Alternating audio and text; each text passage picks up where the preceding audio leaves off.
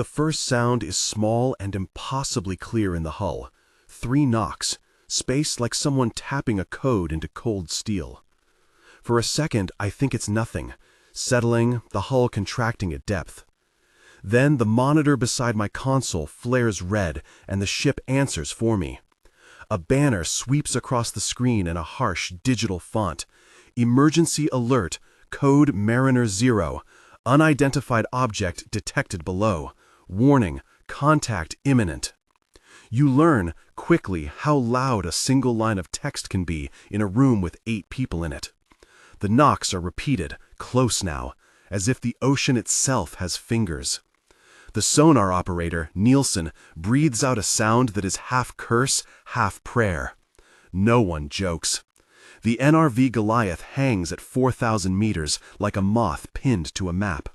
We were supposed to be ghosts down there, passive listening, instruments awake and mouths shut.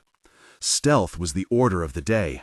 Now the alert blinks and the hull answers with fingernails. The sonar dot appears as a jittery white speck on the console, skipping along the bottom, then pausing, then shivering closer. Passive contact. Not pinged, not our profile. It behaves wrong. It jitters like a thing testing the water. Then it stops and hovers directly beneath our belly. For a moment, nothing else happens. For a moment, the whole sub holds its breath. If you want the full breakdown of what the crew tried to do next, stay with me. I'll tell you everything I remember, everything the log tried to forget. Captain Rask moves like a blade through the small chamber. He gives orders in short syllables. The words land and the ship answers. Status, he says. Vega, the XO, reads numbers off the board. Ballast stable, 1 to 2% variance in port tank. Passive sonar shows the contact at a bearing of 0, depth 10 to 20 meters beneath us. No active sound, no signature, no rake of prop wash. No propulsion signature, Vega says. She sounds young, but when she says something like that, the room believes it. Then the lights die. It is not a smooth dimming. The main bus trips with a scream, and the bulkheads glow red, emergency circuits spitting like a bad tooth. The alert tone, thin and clinical, takes over. It pulses in my bones. A smell comes up through the vents. Ozone and hot plastic, the kind of smell that sticks around in your mouth. Verify watertight doors, Captain Rask says. Seal compartments. Nielsen, recheck passive arrays. Torres, I need you down in the torpedo housing. I want manual seals ready. Torres nods. He's the steady center in a ship that has been knocked off true. He has hands like calloused pliers and a laugh that used to fill this corridor. We volunteered for the Goliath because of people like him, because we could trust that when something broke, Torres would find the way to fix it. When he looks at you, you understand your own smallness and your safety. The first impact is a sound I will never unhear. A long, metallic scrape, as if someone had taken a file to the skin of the ship. It starts low, under the water, and climbs into the bones of the vessel. The hull vibrates through my feet. A light above me pops, and rain of metal dust flakes down like rusted snow. Then the knocks become a scratching, like fingernails around a wine glass. I have stood beside men who have watched storms, and I have stood beside men who have watched men die. This sound is worse than both. It is patient. It knows where the seams are. Left bow, someone shouts. Torpedo bay structural breach. The words are thin over the alarm. The port torpedo housing is a room of rotated steel and valves, and, in normal times, a kind of sacred geometry of ordnance. In our mission profile, there was supposed to be a way to launch quietly, to be a needle in the deep. Now, the bay takes the first bruise. We try to move with training. Close bulkheads, sequence pumps, readouts. The Goliath is a living instrument. You learn the rhythm of it, and, in a way, it learns yours. But rhythms are only useful until something else writes its own beat across your skin. The hull takes another test, and a shriek rips across metal. No human voice makes that sound. It is analog and wrong, a thin, mechanical scream that resonates in the water and in the air.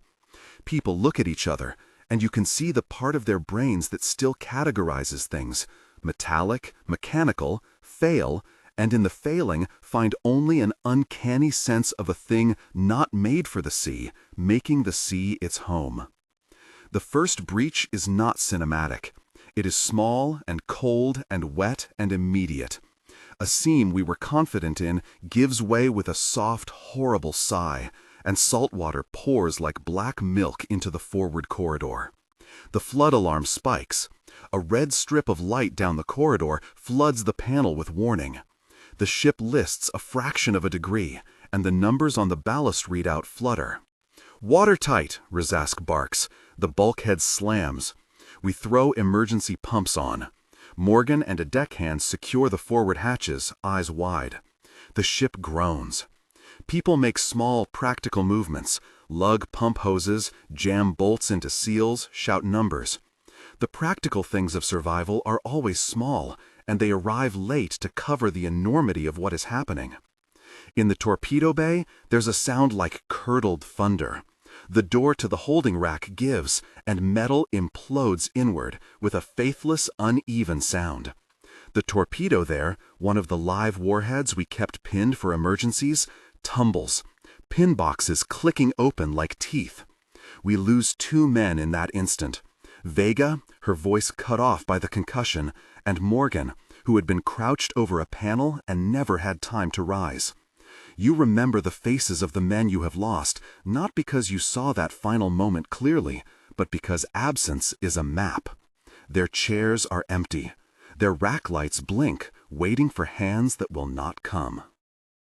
I remember the way Vega's laugh used to sound in better days, sharp, a machine tool. But memory is a terrible romantic lens. It wants to arrange things into pattern and meaning. Down there, meaning is a brittle thing.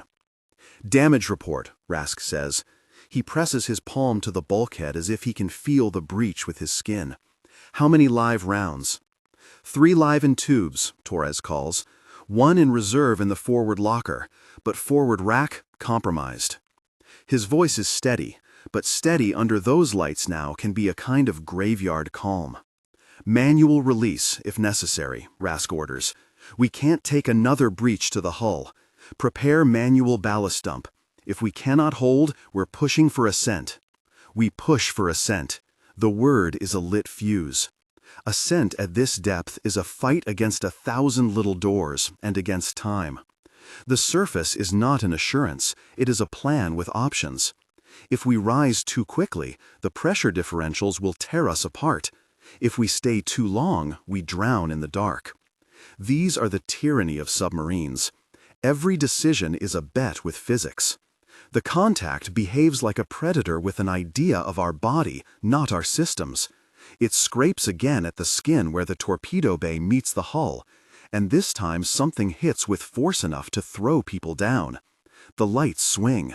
Nielsen curses and palms the passive arrays, trying to triangulate. The dot moves, repositions, then stares. It presses, like an eye. And there's a moment where the sonar screen looks like an anemone, fuzzing at its edges where the contact probes.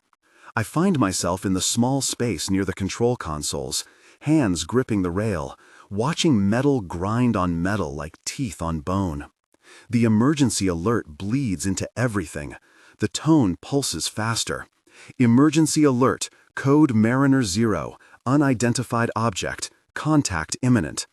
The words are not comfort. "Can we seal the forward tanks?" Rask asks. Torres looks at the latch plans. "Manual sealing only," he says. "Automatics compromised. I can run it, but I'd have to enter the housing. It's flooded to the knee. Once I go in, it's manual valves and hand wheels. Might be enough to stop the list." He says this like it's math. It is brave, and it is necessary. The ship leaks like a lung that has been punctured. You plug holes, you reroute air, you buy minutes. Minutes buy everything. We set to work. The lights are dull, reds and fail-safe blues. Hoses snake along floors. The noise of pumps is a background hum now, less present than the sound outside. Scraping, a wet slap like a great tongue licking metal. It sounds almost curious. It makes me angry with its interest. The creature or thing doesn't have to be malicious to be dangerous. It simply engages in a behavior, and the consequences fall onto us. Boarding party to torpedo housing, Rask orders. He looks at Torres. Take Nielsen with you. Seal what you can. We hold here. If we can stop the list, we may have an angle. Torres gives a small, humorless smile. I'll take the job, he says. He pulls on an emergency harness and checks the old manual torpedo housing manual release. His hands move quickly, practiced.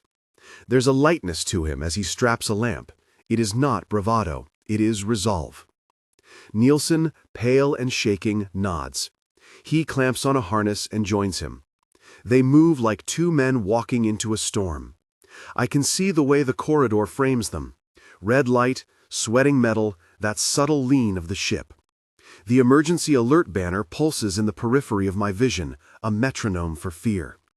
We try to keep the tone clinical, read the gauges, close the valves, watch for arc faults.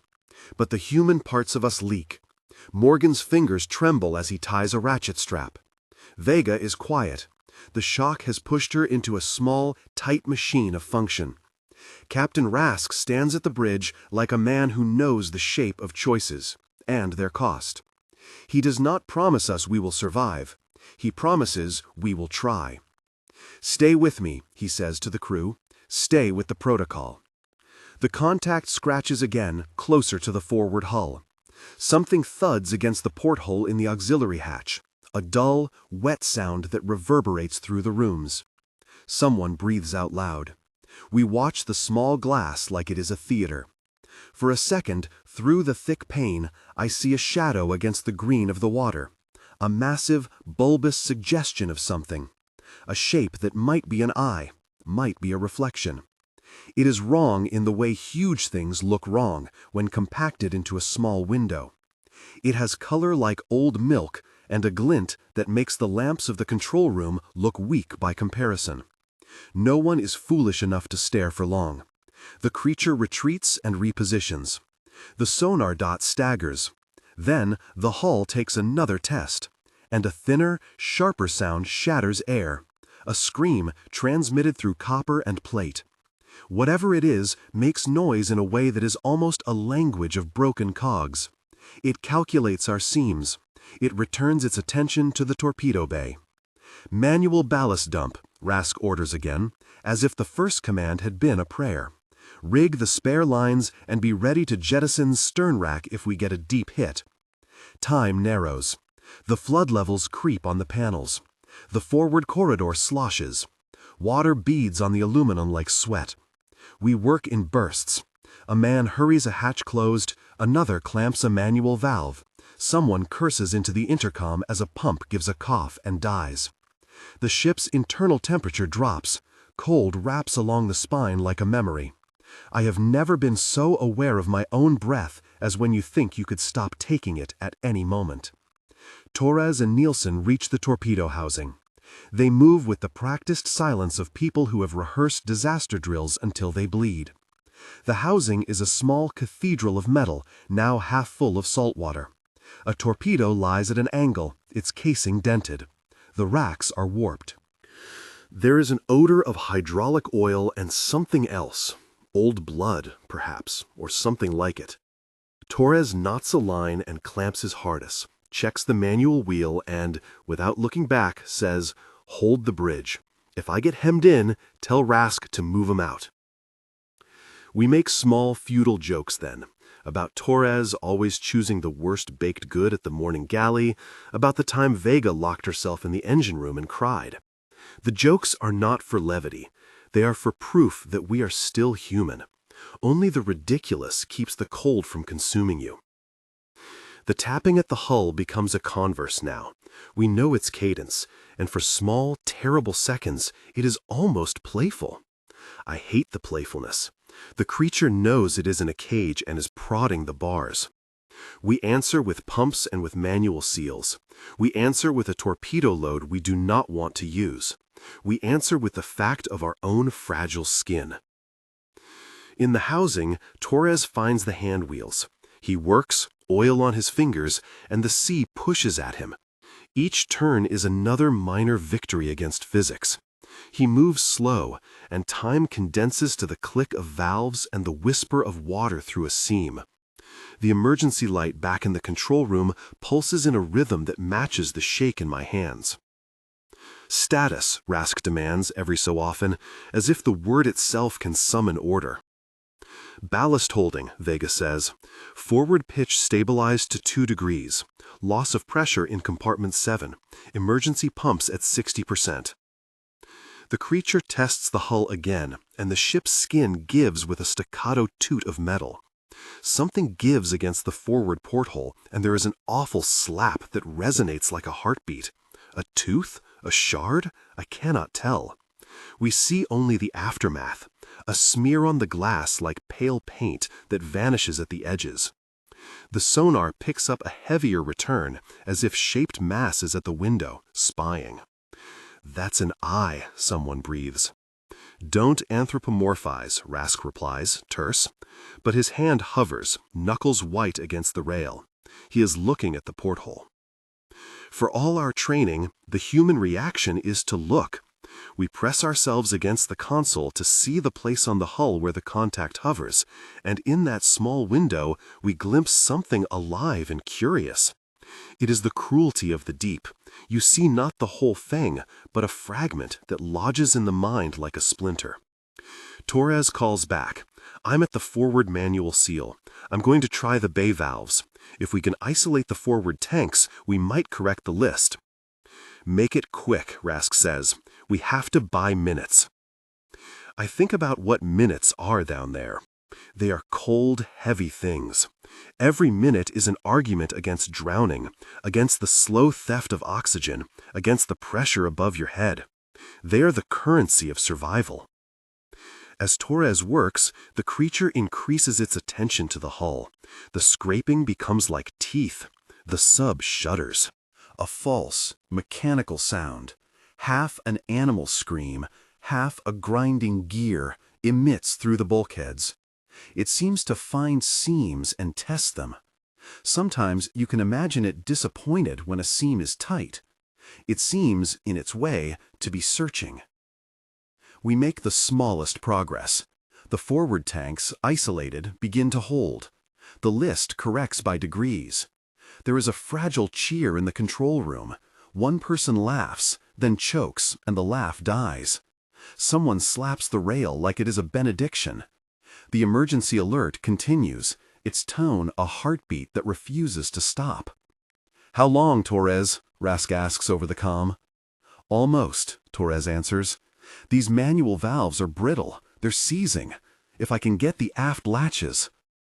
A new sound strikes the ship again, higher and keener. It is the shriek the Goliath had been warned about in the schematic nightmares that no one believes until it exists. It cuts through the red light, and it is an animal sound shaped by metal, like a jawbone against a radiator. The pressure in the hull changes. The hair on the back of my neck stands up. It is testing. It is learning. "Torres?" Nielsen calls, voice thin. "Are you—" There is a pause. In that pause, I have the sudden, absolute vision of Torres as a small thing in an enormous, uncaring universe.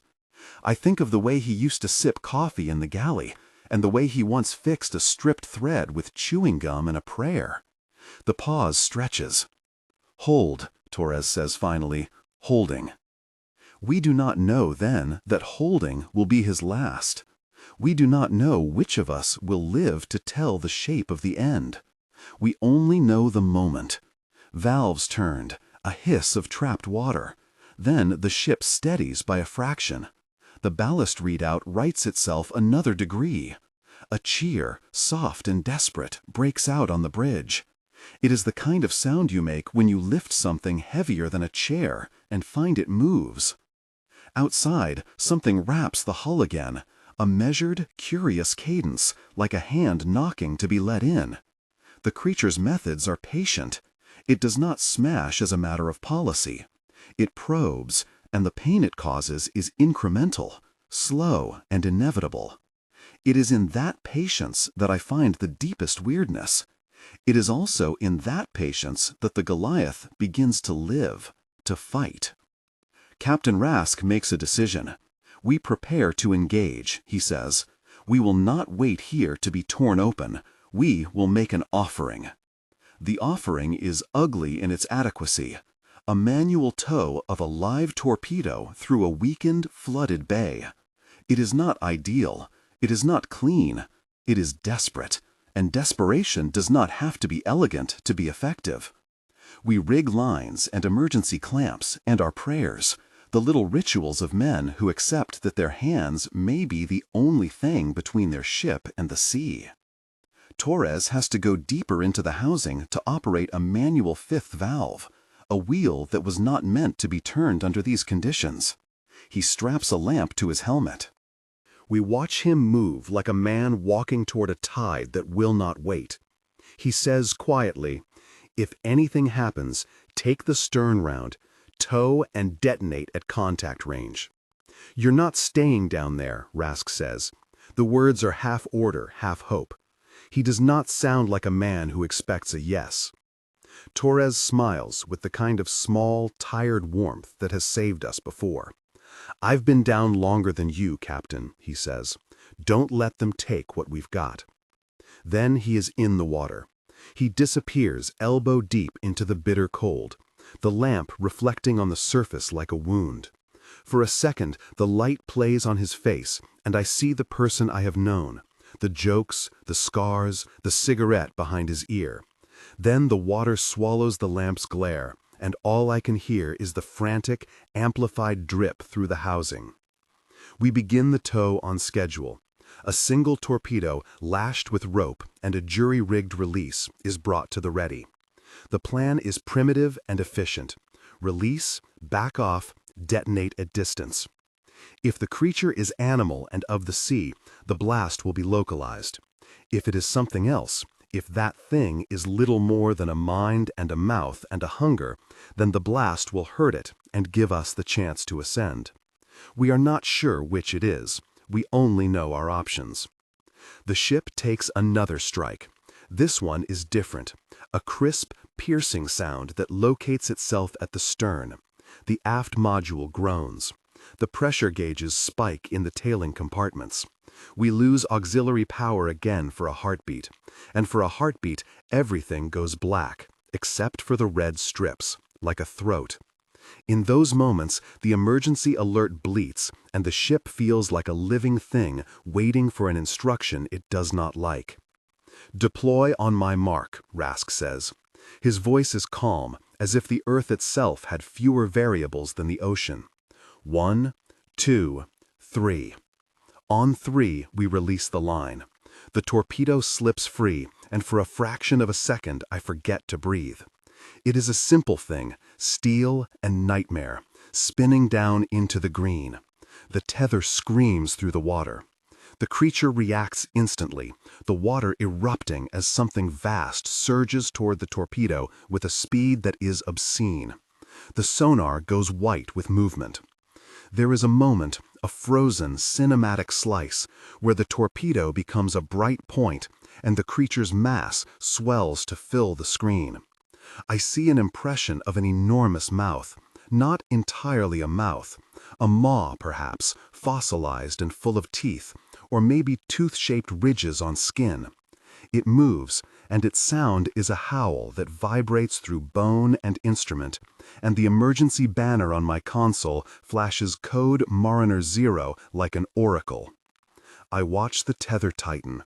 The tow line pulls like a heartstring.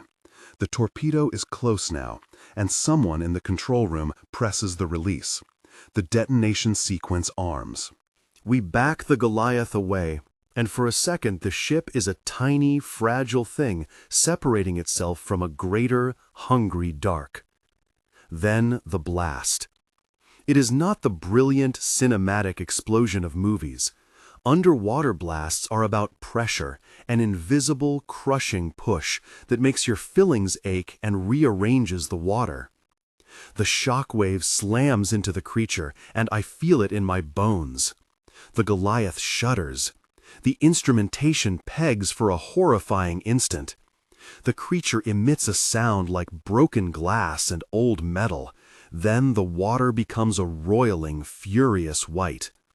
Through the glass, if your timing is a mercy, you can see flayed patches of water where the creature's skin might have been, pale and flapping like torn sails.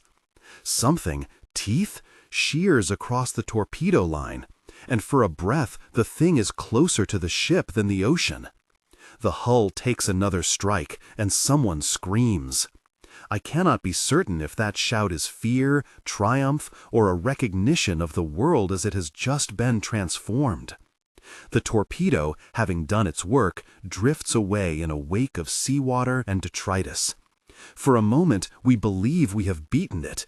The Goliath lists less. The ballast returns to acceptable readings. The flood levels recede fractionally. There is a sound like celebration under the red lights, a rough, ragged sound that tries to be laughter. Then we hear Torres on the line, his voice wet and far. "Valve sealed, forward trim stable," he says, "bringing safety measures online." His words are a small, incandescent thing in the deafness, and they are enough. We are given a slender hope. We are allowed, in the small and dangerous way of people clinging to life, to believe for a moment that we might drag the wreckage of ourselves to the surface and live. But the deep does not give without taking.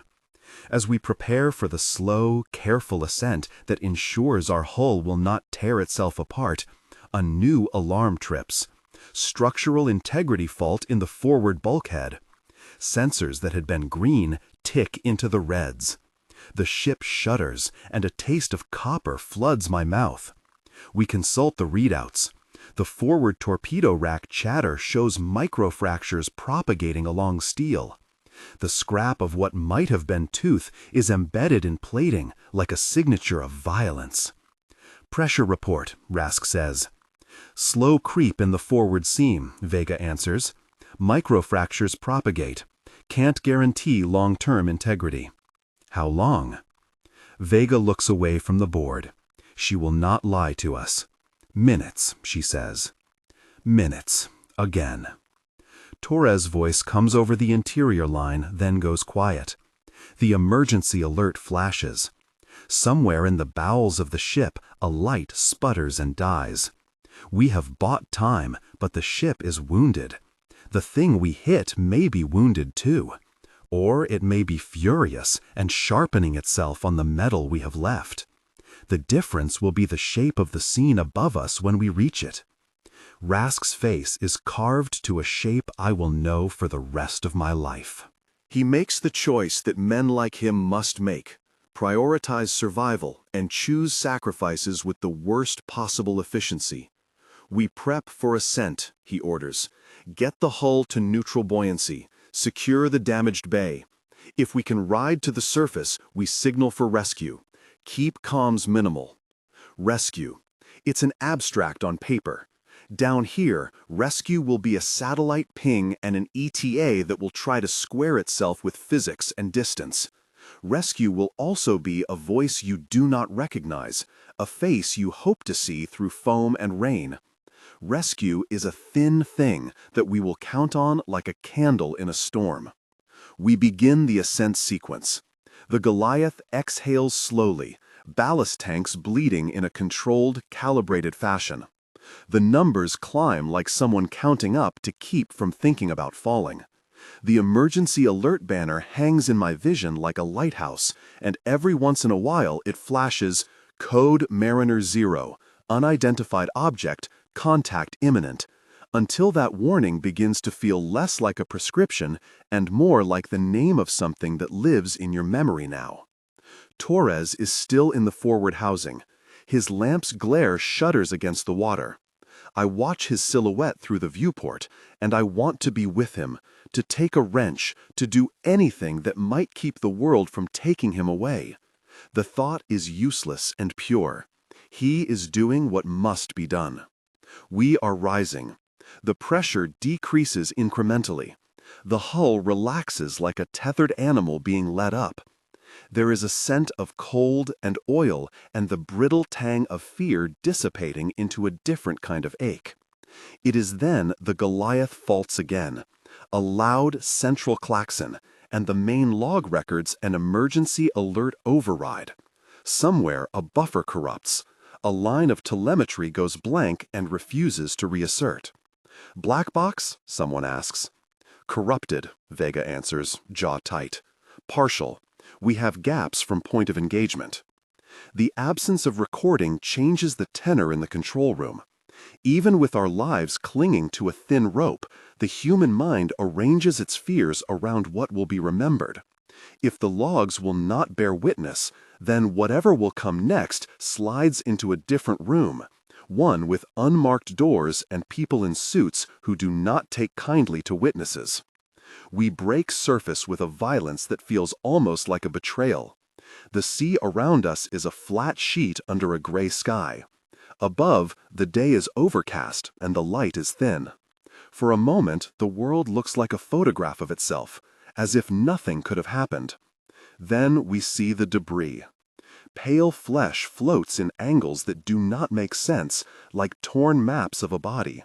There are jagged ridges the size of boat ribs. A gigantic tooth, if that is what it is, rests on the deck, gleaming in the weak sun, the enamel dull and fish-slick. It is too large for any known mouth and too precise to be a piece of wreckage. Whoever sees it knows the shape of the word monster without anyone saying it. A chopper arrives not long after, low and unmarked, the emblem a smear of gray on its side. Men in plain clothing lower a line. There is relief in the crew, but also a chill. We'd expected Navy colors, flags, uniforms. Instead, the men who step aboard are careful and polite in a way that says they have already decided what will be said. "Stand down," one of them says, voice small and controlled. "Do not make any statements." They move like a clean crew over the deck, and they look at the tooth as if cataloging evidence rather than staring at something that suggested the sea remembered other geographies. A man in a plain jacket kneels and takes photographs. He wears gloves. His hands are precise. He looks like someone who knows the exact way to sterilize horror. We are pulled into a tent and given hot drinks that taste like paper. Men in plain clothing ask questions in shorthand and make notes. They are calm in that way you do not trust. They tell us there will be a debrief. They tell us not to comment to anyone. They take our logs and say the recordings will be secured. The phrase secured tastes of erasure. "Your logs show corruption at time of impact," the man in the plain jacket says. "We will patch what we can. For the record, this was classified activity. Please cooperate." Cooperate. The word is a lid. They hand us paperwork to sign. We sign. They take the tooth and wrap it. The action feels clinical, like removing a splinter and replacing it with a finger. Their hands are efficient. They leave a thin space of formality that feels like a wound. I watch them go, and I know, with a slow, bitter certainty, what will happen. Files will be scrubbed. Names will be sanitized.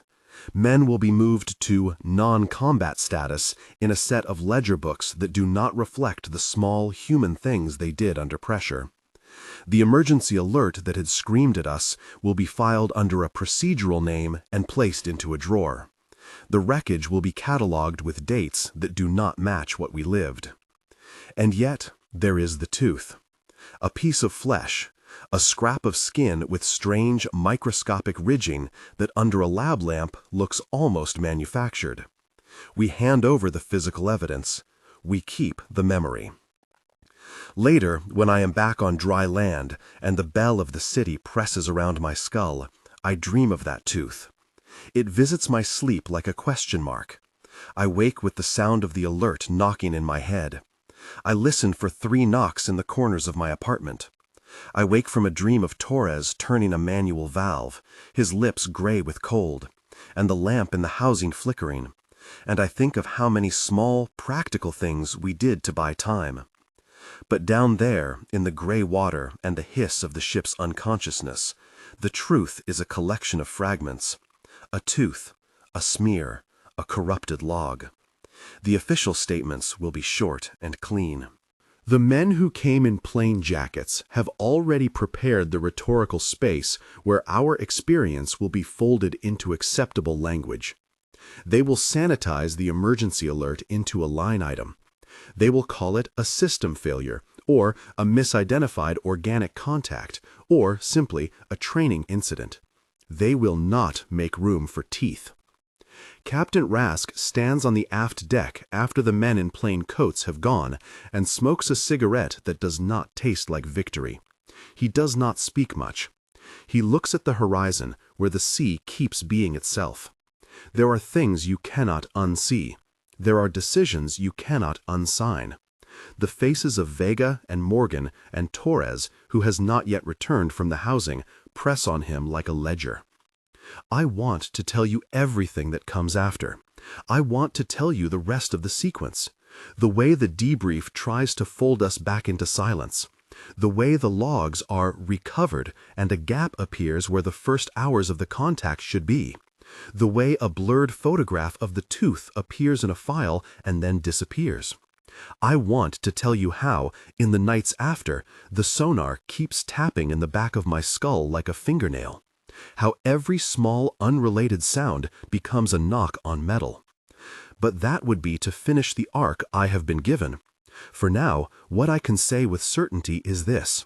At 4,000 meters, something found us, probed us, and tested the seams of our world. We fought back with steel and nerve. We paid for our minutes with something precious. The emergency alert that started it all, code Mariner 0, still flashes in my closed eyes. The tooth sits somewhere in an evidence bag in someone else's locker. The logs will not tell you everything, because whatever truth is, it is slippery.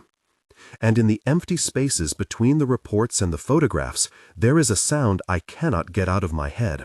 3 knocks, patient and insistent. They wrapped the tooth in sterile paper like it was a relic from another religion. They handled it with the kind of efficiency that has no room for grief. I watched a man in a plain jacket, fingers gloved, face set in lines that had practiced empathy into indifference, lift that slab of curved enamel from the deck and tuck it into a pelican case. He moved like a surgeon marking time. "Chain of custody," he said almost cheerfully, and someone on our crew repeated the words as if it were an incantation that would make meaning reappear. It did not. They took Torres first. They found him hours after we surfaced, when the rescue crew finally pried open the flooded housing and the light in his lamp was a dead coin. He was half submerged, stuck in a half-open hatch. His wrist still turned on a rusted handwheel. The valve he had sealed held. The forward tanks were stable because he had sealed them with a body that had become part of the mechanism. They wrapped him in a blanket that smelled of diesel and antiseptic and carried him away like something stolen. I did not cry right away. Crying felt like an admission the world had been rearranged, like saying enough. The men in plain jackets took photographs, cataloged angles, documented gloves, measured the way his fingers clenched metal. They asked me to step aside. They asked everyone to step aside. They took his dog tags and a small dented lighter that had belonged to my crew for years, and cataloged the lighter as personal effect, return to family. The words were careful, the hands were not. They told us to stand in lines and answer questions that had already been answered in the field. They sat us down in a sterile tent and offered warm drinks that tasted like paper and a thin sense of being tolerated. A woman with a voice like water read us what would become the public line, the thing that would stitch over a fresh wound and pretend it had always been there. Equipment malfunction, hydrodynamic anomaly, controlled detonation, no known hostile action. No known hostile action, I said out loud, because I wanted to hear the words form and then break them. The man in the plain jacket looked at me with an expression polished for handling the irrational. "Please," he said, "we need cooperation, for everyone's safety." Cooperation, it is a small word with teeth. It is also, in the end, an instruction we followed. We signed forms. We watched as files left the ship in hard drives that were unlabeled and locked. We were told to go home, told to sleep, told to keep the story to a narrow, sanctioned shape.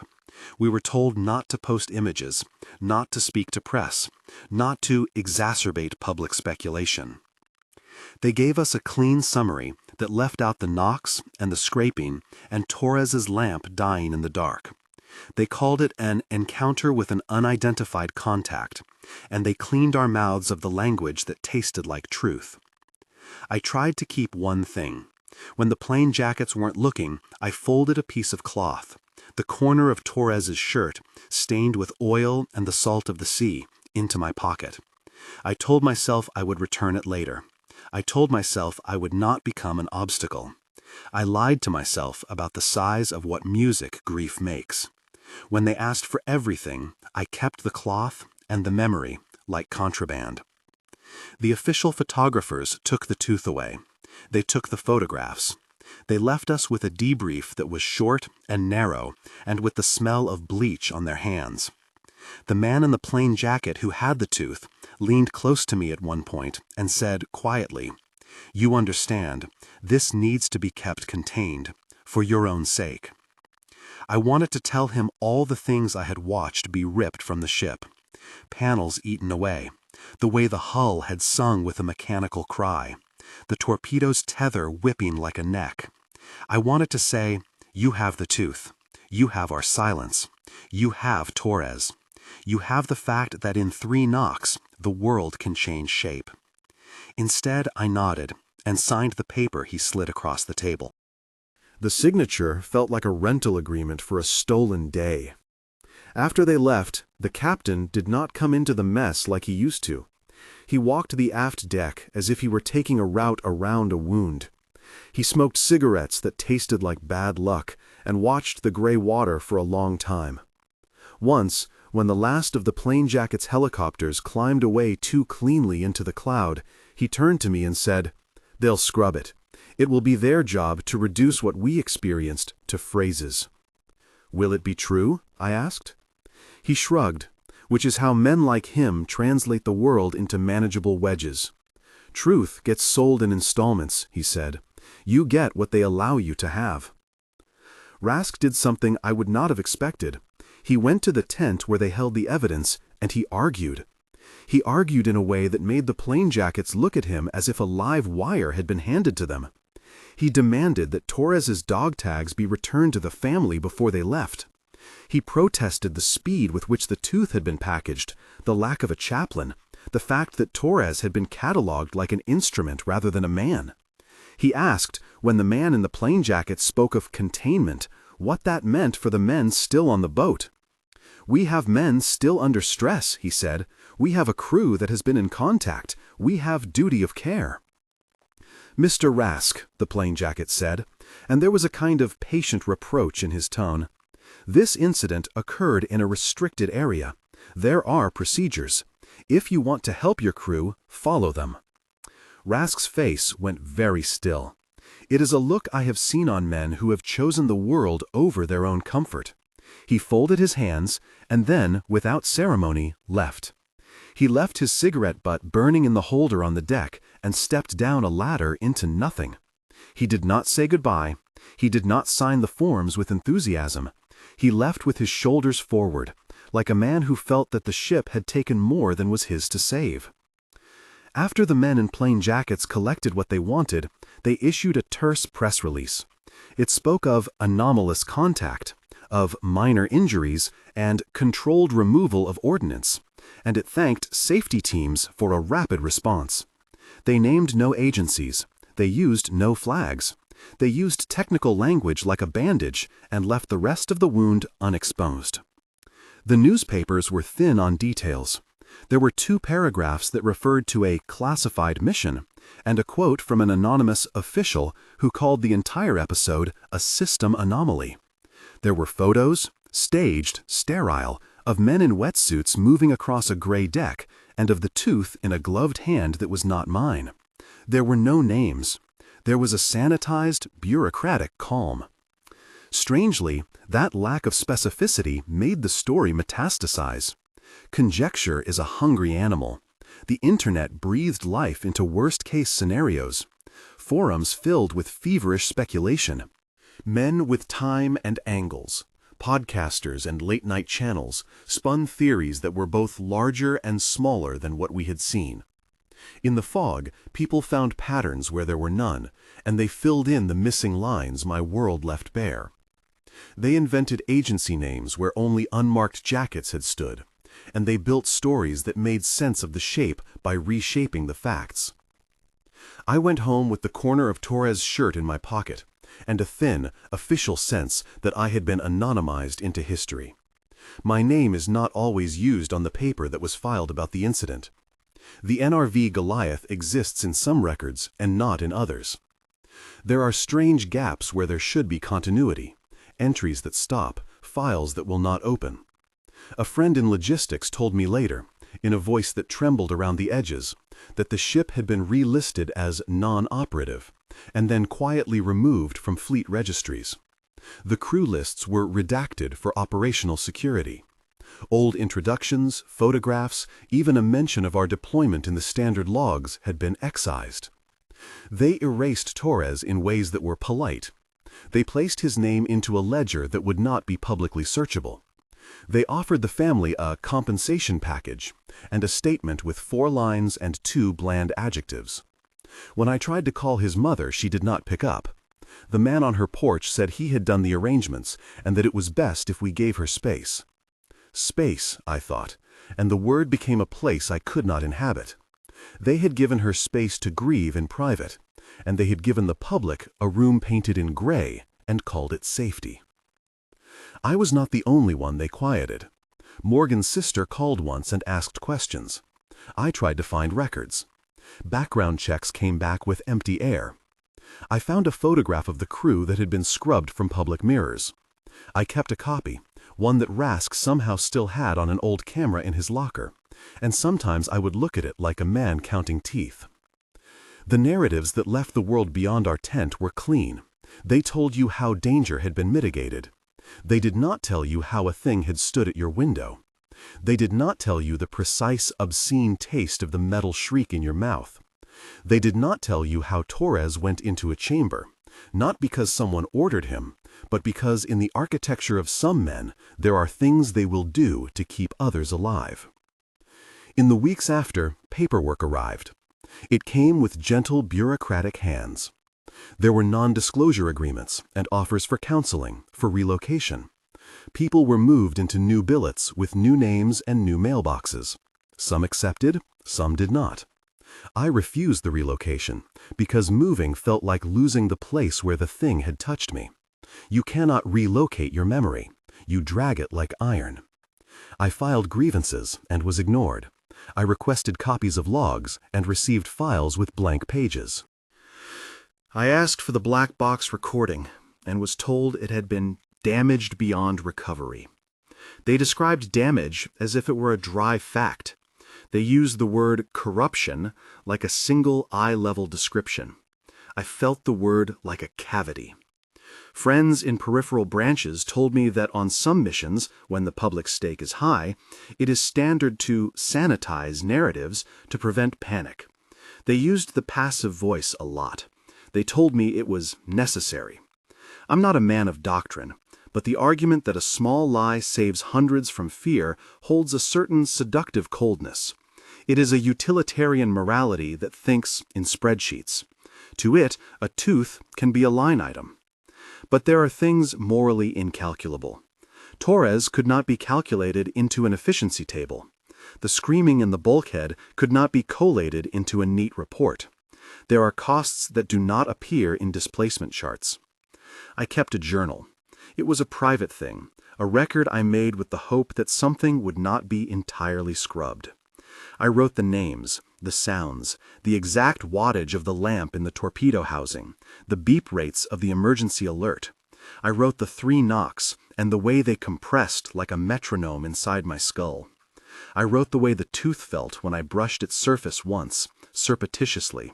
Sharp at one edge, dull at another, a strange microscopic pitting that looked for all the world like man-made ridges. One night, months after, I took the journal down to the water. I wanted to feel the salt of the place where Torres had been. I held the notebook under the gray light and thought about the men we had lost and the men who had been taken away in plain jackets. There was a small white buoy washed up nearby, nicked by nets, a thing that had nothing to do with us and yet felt like a companion in the way objects that have lived in water carry a memory. I slept badly. When I did sleep, I dreamed of the creature's eye, if it was an eye, pressing at the porthole. The dream was always the same. I was back on the Goliath. The emergency alert banner flared across the console, and somewhere outside the hull, a knock, 3 precise taps, asked to be let in. I woke as if that knock had occurred on my own wall. I started seeing men in plain jackets at the edges of my life. I would be buying cigarettes, and there would be a man in a gray coat in the shop who would look at me like he was measuring me. I would walk into a bar, and the eavesdroppers would be there, the same faces cataloging. I started to watch the clouds differently, as if the sky itself might be a surface to be inspected. There came a time when I could not take the official silence anymore. The sanctioned story felt like a coat too small for my shoulders. I began the things men do when they cannot accept a corpse wrapped in ledger paper. I called old shipmates, cousins, lawyers, a podcast host who claimed he had a channel, and an audience who liked unsanctioned truth. I made cold calls to people who had worked with plain jackets and listened to the way they couched things in professional politesse.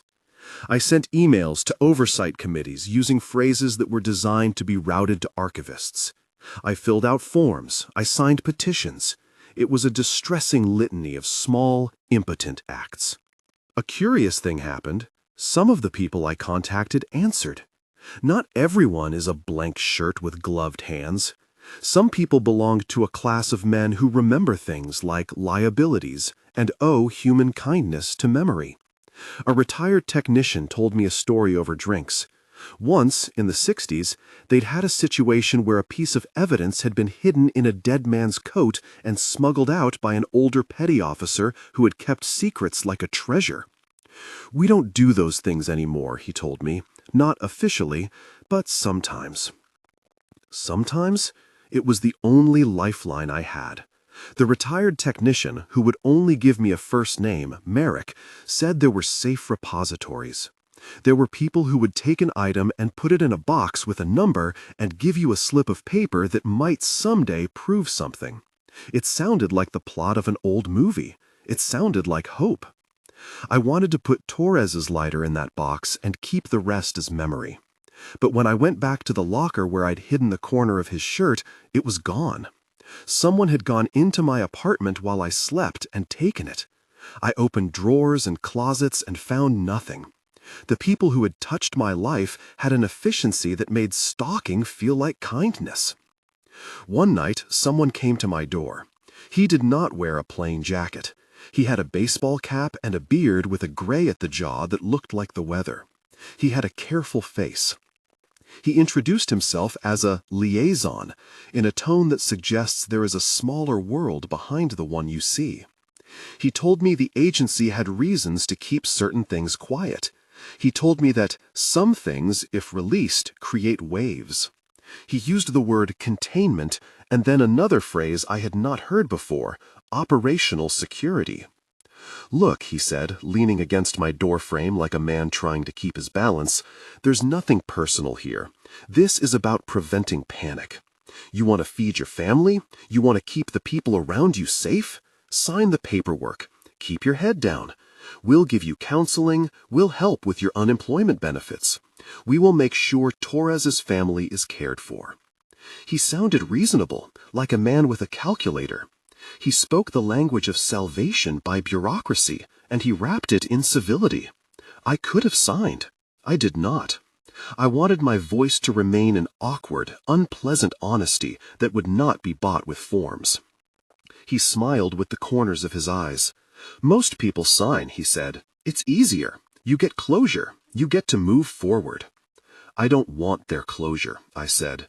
"I want the truth." He studied me for a long moment, like someone appraising a shelf for sturdiness. "There's a cost," he said. "You should think about it." I thought about it for hours. I thought about Torres's hands on the wheel. I thought about the way the emergency alert had flashed, the way it seemed to burn into memory in a loop. I thought about the tooth, the plain jackets, the way the world tried to replace a full, messy horror with the polite language of institutional care. I did not sign. What I did instead was small and perhaps foolish.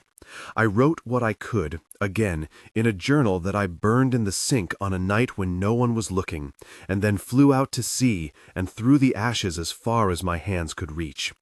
It felt symbolic in the way rituals sometimes do, the act of letting go. It did not untie the knot in my chest. It did not bring Torres back. There were men who could not be soothed into quiet. One of them, Jules, who had stood by a console and watched Vega's fingers move in the last hours, wept openly one night in a bar and said words that were not meant for ears. "This wasn't a machine," he said through a sleeve, voice raw. "You don't get the sound of a living bone in a machine. You feel it. You remember it. You can't scrub that." Others were angrier. They spoke of legal action and of going public, of leaking files. There was a brief flurry of talk and then a long, cold silence. Fear is a practical advisor. Fear tells people to hold their tongues. Fear says you cannot pour your life into a well with no bottom and expect to climb back out. Months passed. The weather outside my window folded itself into seasons. Somewhere in a lab that smelled of bleach and science, men with degrees looked at the tooth and at the skin scrap under a microscope and wrote words in journals that would never be read in the right order by the public. They used phrases like atypical keratinization and micro-pitting consistent with. Those phrases sound careful and tentative because they must be. They also sound like blades. A photograph appeared in my inbox one day. It was cropped and grainy, a small official image that someone had smuggled out. The tooth lay next to a metric ruler like an answer waiting to be checked. There was an envelope scanned in with it and a note, "For your ears only." I stared at the photo until the lines blurred. I thought of how small a piece of Joker's teeth could be and how enormous the thing's mouth had seemed at the porthole. Someone had wanted me to know that the tooth still existed. Someone had left breadcrumbs. I began to talk to journalists in the way men do when they have lost patience with polite erasure. I sent them copies of my log, copies of a damaged file that had been surviving on an obsolete flash drive. I spoke to one podcaster who had a hunger for sensation and a capacity for empathy. He asked me to read the logs aloud. I did, my voice raw in the ears of strangers. He did not publish at first. He told me he had to check details. He asked for proof. He asked for corroboration. The podcaster came back to me 6 months later. He had a calm I had not expected. He said, "We cannot run the piece as you want, yet. But there are ways to pressure the issue. Tiny lights. Keep speaking, keep the record." It was not much. It was somehow everything. And then, in the way the ocean gives small mercy, a slip occurred. A technician somewhere, an honest man, who had grown tired of the silence, uploaded a segment of audio to a dark corner of the web. It lasted 30 seconds. You can call 30 seconds nothing. 30 seconds became everything to people who wanted more than sanitized statements. In those 30 seconds, there was a high, thin tone and then something that sounded like glass breaking, and then, beneath the electronic noise, the faintest possible set of 3 taps. They were not the knocks I had heard in the hull. These were a memory of them. They were recorded not by our black box, which had been corrupted, but by an auxiliary feed linked to a non-essential sensor that some technician had left routed to his laptop for reasons only he knew. The 30-second clip rippled across forums and into channels that live on suspicion. People argued about whether the taps were sound or phenomenon. Conspiracy spread its wings in beautiful and terrifying ways. The men in plain jackets reacted with the speed of men who are practiced. They called the upload unauthorized disclosure and launched a takedown. They hunted the upload like predators. Night after night, the clip reappeared in mirrored locations and was taken down again. The men in plain jackets sent legal notes and polite warnings. The world of dark media does not wholly belong to official narratives, and for a few days, the knock was audible to anyone who sought it. In the small window the clip created, our story breathed.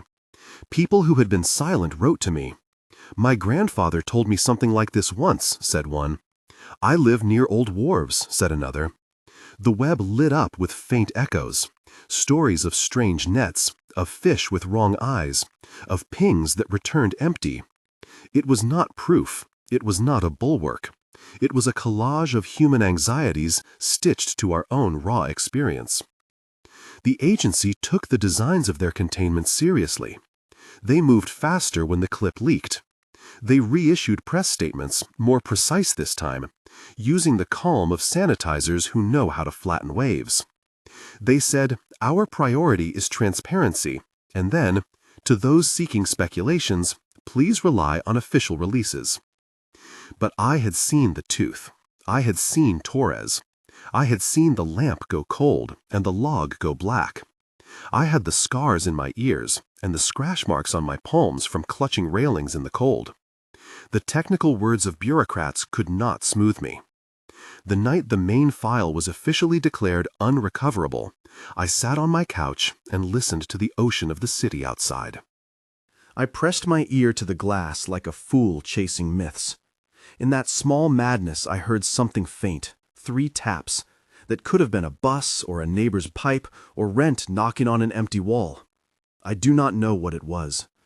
I do know that the sound uncoiled something inside me that had been sleeping since the Goliath's skin was first tested. Vega was not so lucky. She took leave, and then she did not return to the kind of work she had before. She called sometimes, her voice an instrument made thin by a close thing. The first time she called, she asked me if the tooth was real. I told her the truth in a voice that felt tinny. She said, "We were there. I don't have to be told to forget, but I'm tired of being told to remember the wrong things." Rask left the service. He wrote a terse letter to the office that had employed us and offered to resign. The reply was perfunctory and spoke of mutual agreement. He walked off the dock at dawn with a duffel bag and a notepad. He did not make a speech. He did not look for me.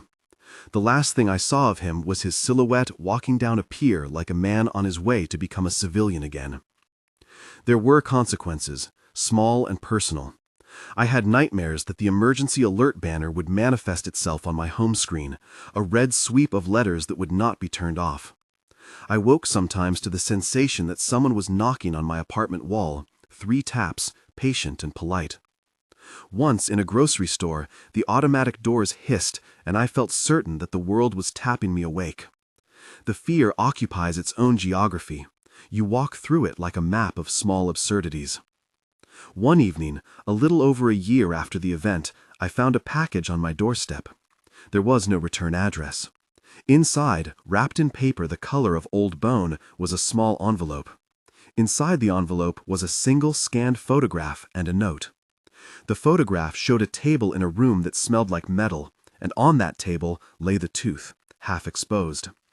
Next to the tooth, written in a handwriting I had never seen, was a short message. "Not ours. Keep telling them." I held the photograph until the paper warmed to my hand.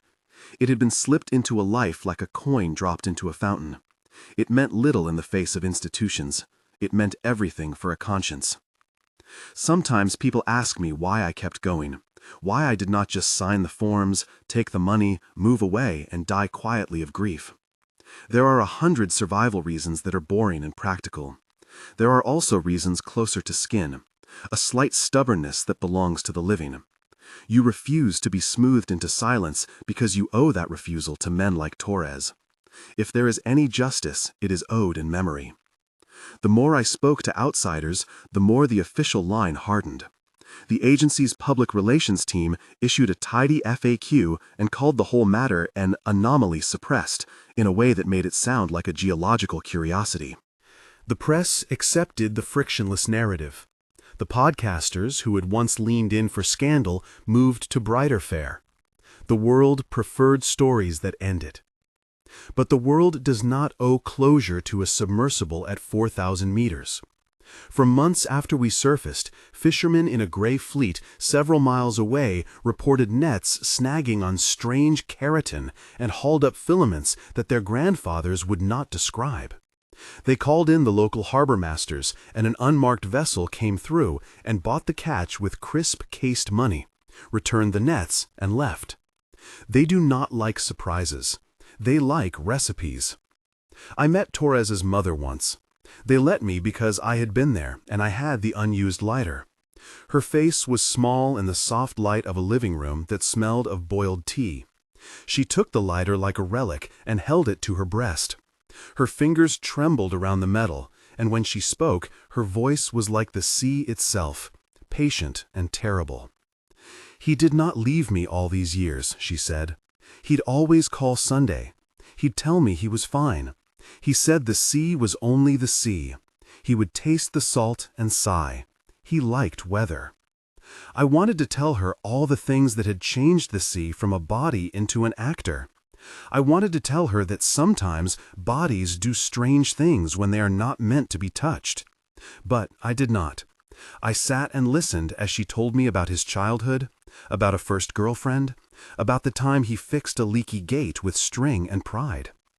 When you have a thing ripped away that belonged to you, someone's life, someone's story, the absence is an architecture.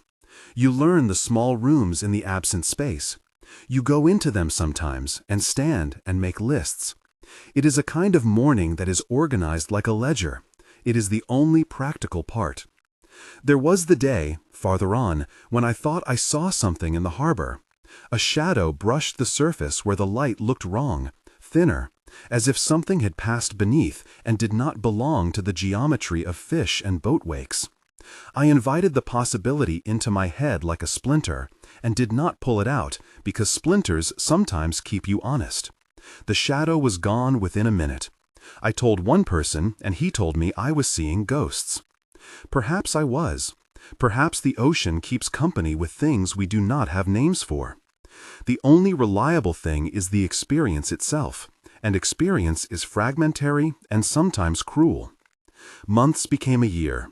The agency that had been so efficient in sanitizing the press became efficient in other ways, moving files, inserting clauses into budgets, paying quietly for silence. There were websites archived with pages that said NRV Goliath, removed from active listing.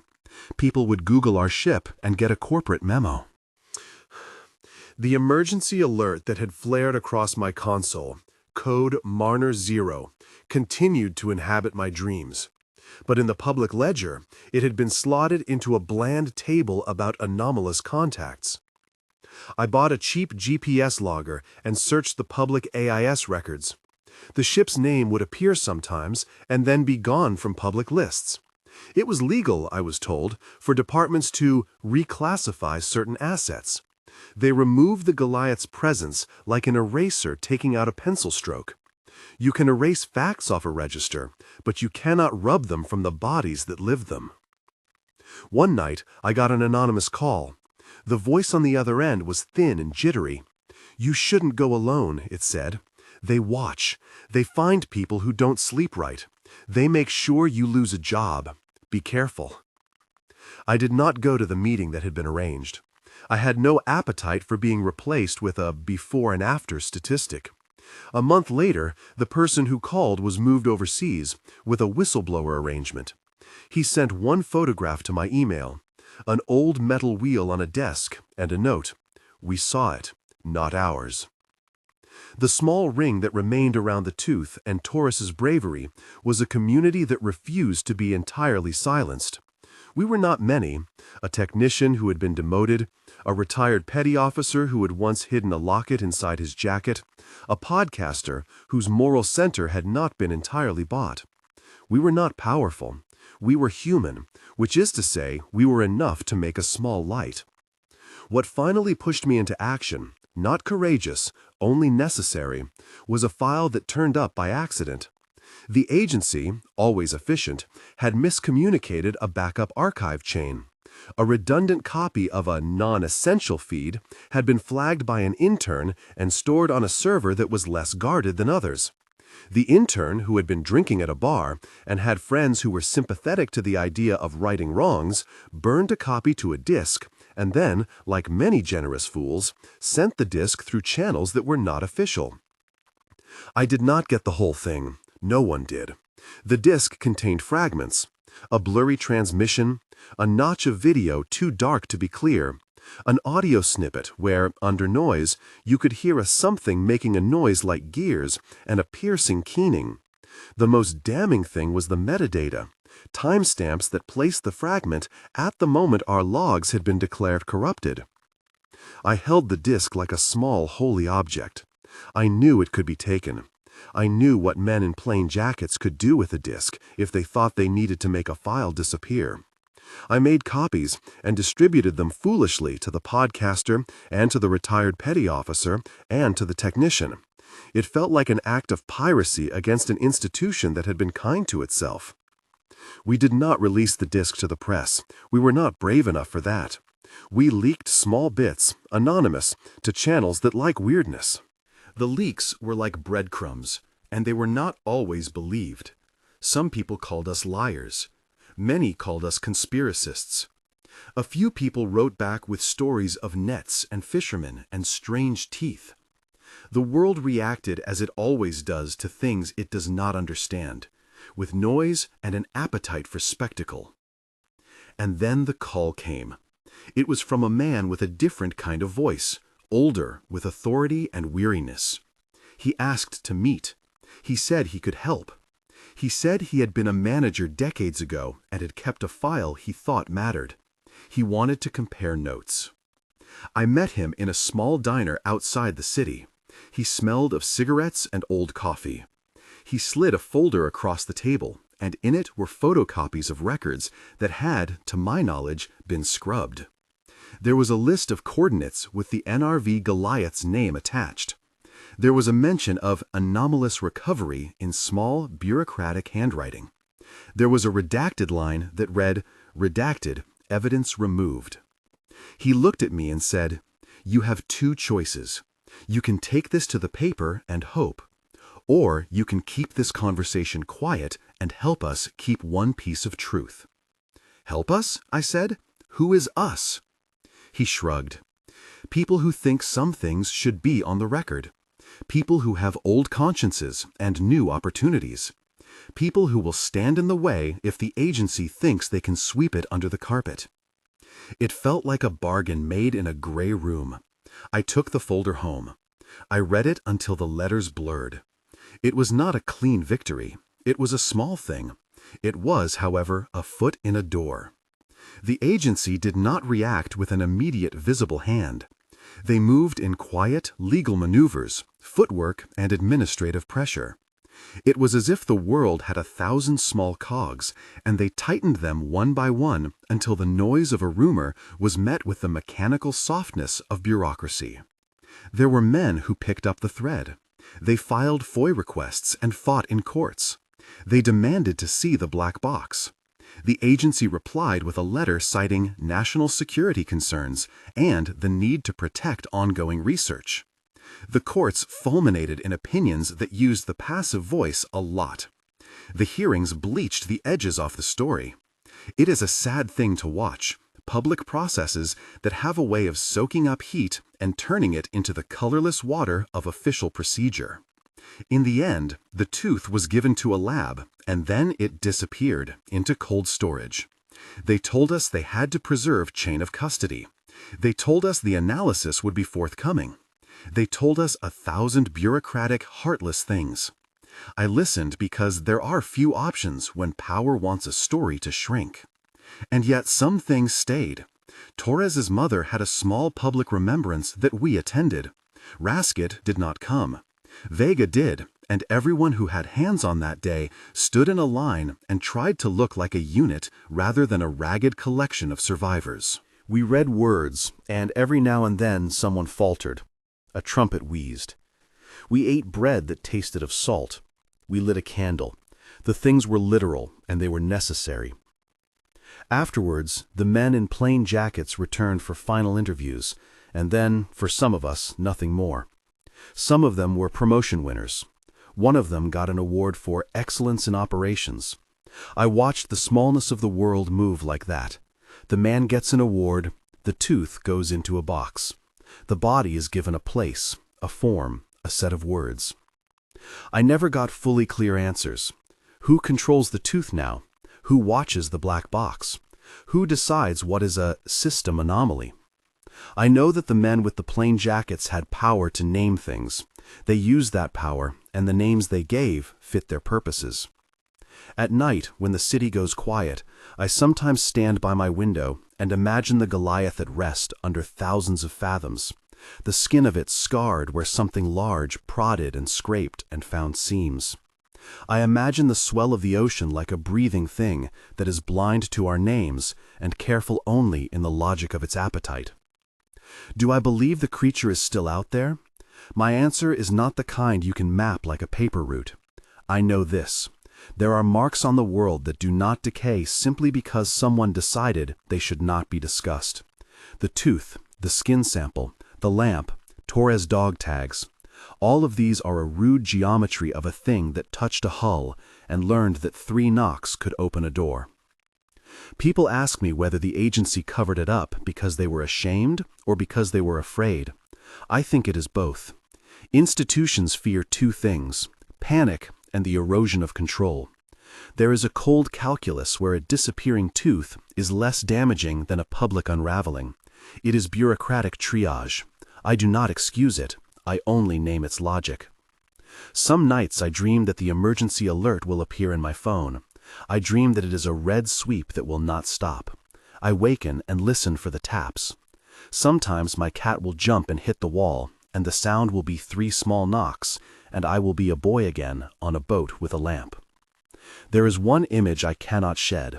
It is Torres's hand on the wheel, small, stained with oil, spinning a last degree that saved the bow. It is the lamp's last blink and the way his breath fogged the water before it vanished. I think about the human habit of making the necessary sacrifice into legend. I do not want stories to become monuments because they make death into something smooth. I want words to remain rough, to remember the cost. The tooth is the thing that spurs rumor. It is tiny in some ways and enormous in others. They carted it away in a pelican case, and that case was closed and locked and fed into a world of other locked things. I visited places, called people, read memos, and came away with an impression I cannot translate into neat facts, a swirling mixture of fear, protection, and the bureaucratic instinct to name something in ways that reduce its terror. Sometimes I think of the 3 knocks as an alert that kept pulsing. An alert is not only what the system says to you in red letters. An alert is a memory that refuses domesticity. It is a sound that wakes you at 3 in the morning. It is a signal. The emergency alert that flared across my console that first night became a metaphor, and then a brand, and then a memory. They can call it code Mariner 0 in private memos and slide it into a drawer with other oddities, but the sound still lives in my chest. The disc that leaked those fragments, the one with the poor audio, was destroyed by a man who thought he was protecting me. He told me he did not want the panic the disc could bring. But the fragments had done their small work. In the months that followed, a handful of fishermen reported odd things. A Coast Guard log, grainy and perhaps unintentional, had an entry of a recovered keratinous filament scooped from a net. The log was quiet, and then someone with a conscience forwarded me a photocopy. It was a small thread in a great net. When asked, the agency said the filament was a natural artifact or contamination. They called the artifact biological detritus and explained the anomaly.